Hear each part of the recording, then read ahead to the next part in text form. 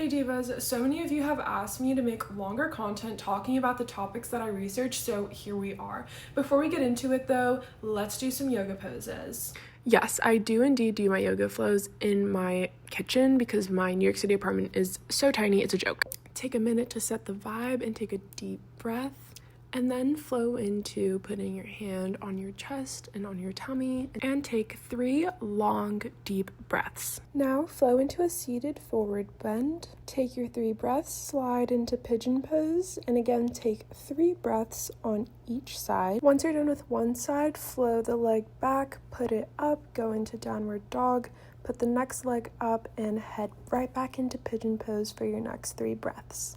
Get back into downward dog, and once you're there, take some steps to meet your hands and slide into a ragdoll pose. This is just something I love to do before diving into research. It opens me up to thinking and having flowing thoughts. Now that we're back in our Zen state and open to receiving information, I guess a bit about me before we get into it. My name is Jordan. I went to UCLA, which is one of the top research institutions in the world, and I took part in many different research labs while I was there. I did so many things, so I will not bore you with that, but one really cool lab I guess that I did was I participated in an AI agent lab where we gave a cognition framework to AI agents and then let them live amongst each other in a simulated village. It was so cool, and participating in that and all of my other research experiences, I really learned how to think deeply and how valuable it is, and how amazing knowledge can be gathered from doing so. I've achieved quite a few cool things in my lifetime for being 22, and I strongly give credit to the skill of critical thinking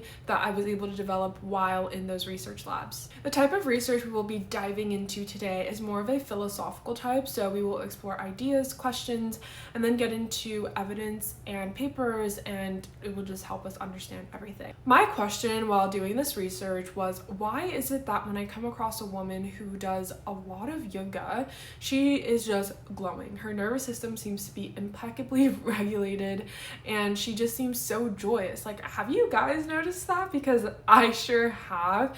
I've actually been noticing this for like over a decade now because I grew up in a Hindu religion, and a lot of my family friends own yoga studios. A lot of people do yoga, are yogis, and like really devout to the practice. Before I started looking at studies, I just thought through my observation and asked, why would somebody be unregulated? Well, if someone is irritated, something is bothering them that has not been resolved, and in a lot of cases, if it is unresolvable, something really bad probably happened, and that left a mark on that person, which is the very definition of trauma. And according to the American Psychological Association, trauma is, and I quote, deeply distressing or disturbing experience that overwhelms an individual's ability to cope, causing lasting negative effects on their mental, physical, social, or emotional well-being. It stems from events threatening life or safety, such as violence, abuse, or accident, resulting in intense fear, helplessness, and potential long-term adverse psychological or physical damage. We've reached the first point of understanding, which is what is unregulation. The definition above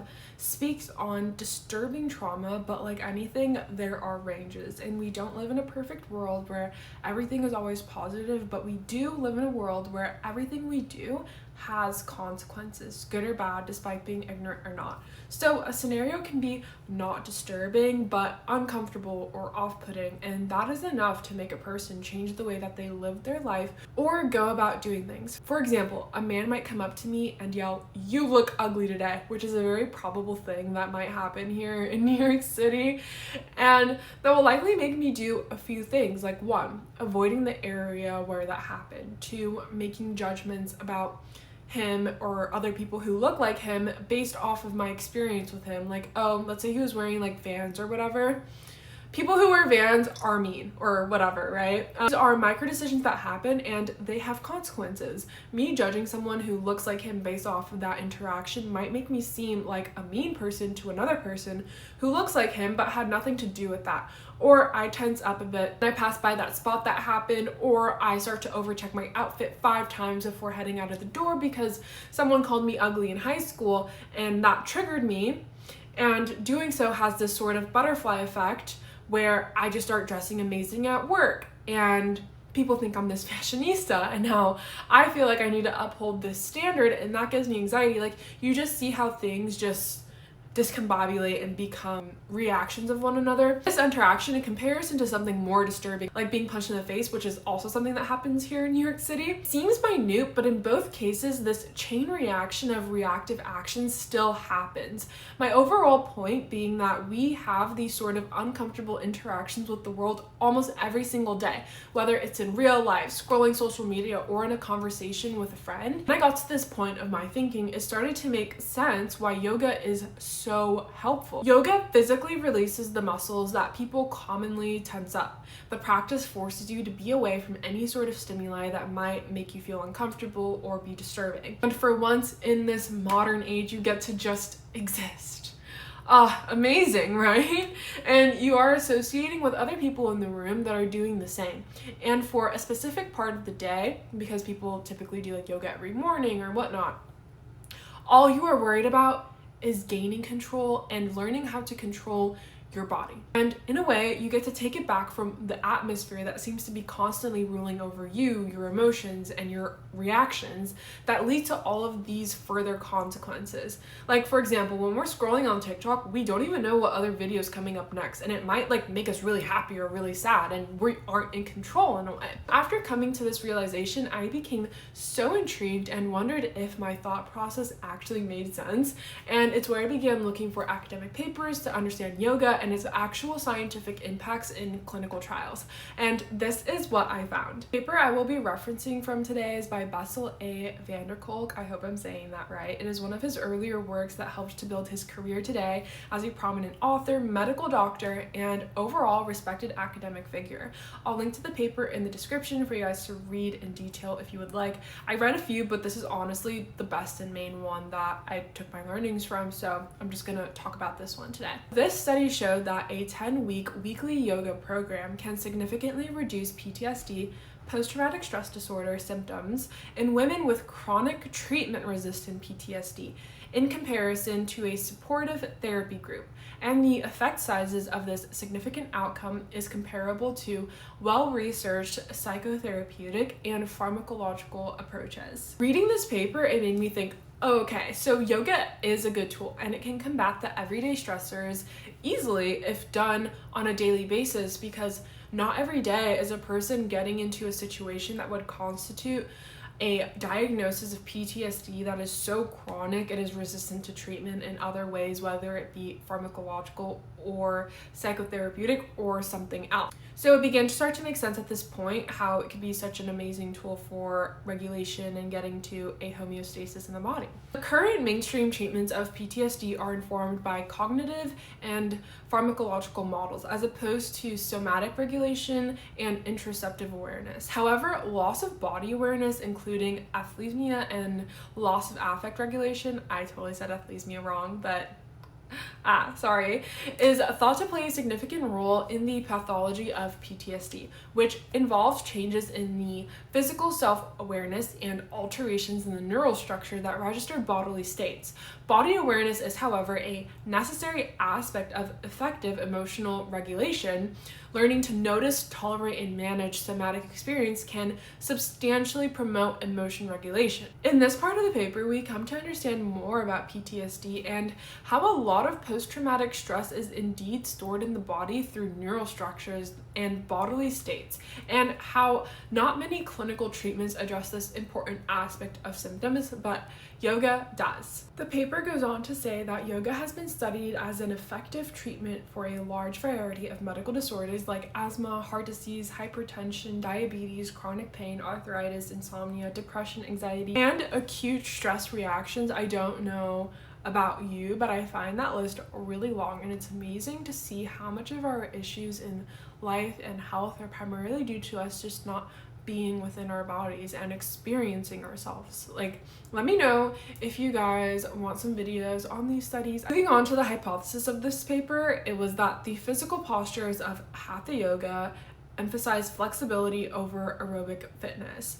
I think this is a really important point, and we're going to pause here because oftentimes people think about core power yoga sculpt when yoga is mentioned, but I want to make it really clear that scientifically, in the context of the point we are discussing in this video, Hatha yoga is what has a significant impact on emotional regulation. Because in Hatha yoga, the focus of attention is on sensory experiences of breathing and physical sensations such as body tensions, rapid heartbeat, and short shallow breaths, which provides information about the internal state of the body, which is obviously a prerequisite for accurate identification of the triggered emotional responses.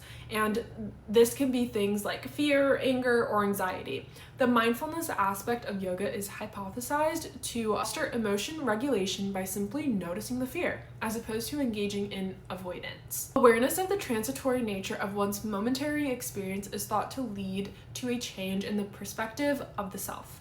Therefore, traumatized women in the yoga condition were expected to show a clinically significant reduction in PTSD symptoms at post-treatment in comparison to the control group who were undergoing weekly women's health education in therapeutic settings. They were also expected to be able to demonstrate more improvement in effective emotional regulation. If you guys want to look further into the study, it was registered on clinicaltrials.gov, and this is the identifier number. Now let's dig into how they treated the women in the study. The yoga intervention offered was 10 weeks long, and each individual class was an hour long, and it was a trauma-informed yoga class. It incorporated the central elements of Hatha yoga, which are breathing, postures, and meditation. The protocolized trauma-informed yoga program was created by certified yoga professionals with master's and doctoral level degrees in the area of psychology. They also had supervision from the principal investigators or researchers who were doing this paper. So this was obviously a bit of a special form of yoga that was very intentional, but at the core it's Hatha yoga that the participants were doing. If you guys would be interested, I'll totally find a yoga professional who is at this level of expertise and bring them on as a guest. I think it would be so fun and informative to get a framework from them or something. I'm not really sure, but just let me know in the comment section what you guys think or have ideas about, and maybe we can make that happen. In this specific yoga class, simple non-interpretive language without metaphors were used. The program emphasized curiosity about bodily sensations in which self-inquiry is prominent. So the instructor would use keywords like notice or allow and other invitational phrases such as when you are ready or if you would like.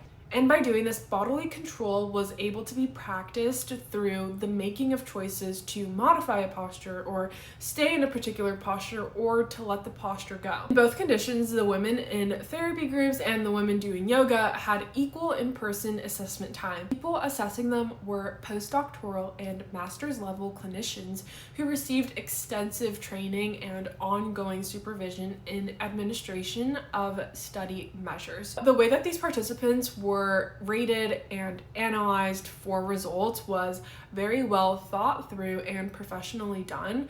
I will add again that the main author of this paper is the guy that I mentioned earlier, and he holds a medical doctor degree, and currently he is a professor at Boston University, so this is how we know that this is a high quality and very well done study. After they assessed all of the participants, the results showed that the yoga program, in comparison to the supportive therapy group, significantly reduced the PTSD symptoms in women with chronic treatment-resistant PTSD, so specifically that way more than the group did.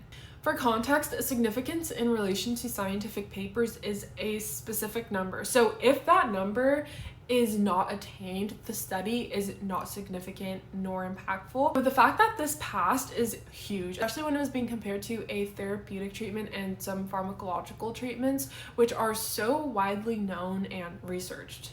They elaborated about how they think that yoga poses likely help women in observing and tolerating physical sensations, and this tolerance is used to disconnect physical feelings from the emotional reaction to assaults in the past. I think that this is probably a really important thing for women just because women's bodies are so commoditized, and I would even add my 2 cents as on to say, because of the fact that women's bodies are so commoditized, being able to do yoga and just be within it and it just being yours is just like amazing. That this also encompasses being able to disconnect from the uncomfortable or unpleasant situations I referred to earlier, since in the same vein, when you are doing yoga, you are able to be introspective of yourself and control your own feelings rather than letting external factors control them. I just thought that this topic was so awesome. It now totally makes sense why those women glow. It's because they are ever so evolving the connection that they have within themselves,